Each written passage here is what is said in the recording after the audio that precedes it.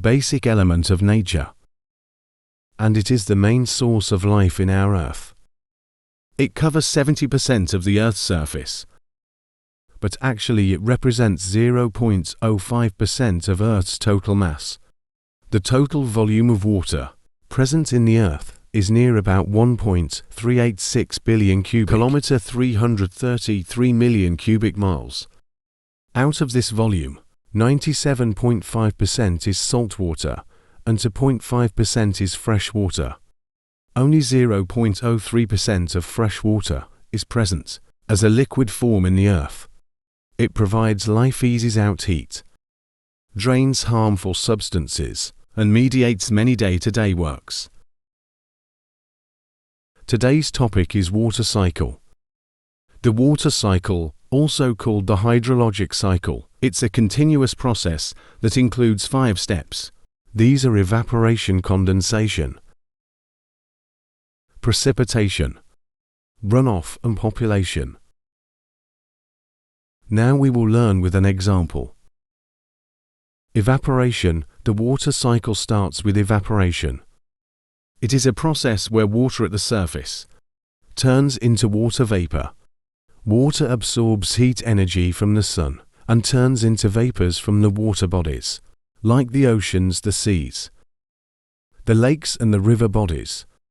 These are the main source of evaporation. Through the evaporation, water moves from the hydrosphere to the atmosphere. As the water evaporates, it reduces the temperature of the bodies. Condensation. In this process, water vaporizes into water vapor. It rises up in the atmosphere. At the high altitudes, the water vapor changes into very tiny particles of ice, water droplets, because the temperature at high altitudes is low. This process is called condensation. These particles come close together and form clouds and fog in the sky. In this process, changes the state of water from gas to liquid. This occurs because the water droplets combine to make bigger droplets. Also, when the air cannot hold any more water, it precipitates. At high altitudes the temperature is low, and hence the droplets lose their heat energy. These water droplets fall down as rain. Note if the temperature is very low. Below 0 degrees the water droplets fall less. Snow water also presses in the form of drizzle, sleet and hail, hence the water enters lithosphere. Runoff. As the water pours down in whatever form, it leads to runoff as water runs over the ground. It displaces the topsoil with it and moves. Runoff is the process where water runs over the surface of Earth. When the snow melts into water, it also leads to runoff. The minerals along with the stream. This runoff combines to form channels and then rivers, and ends up into lakes, seas and oceans.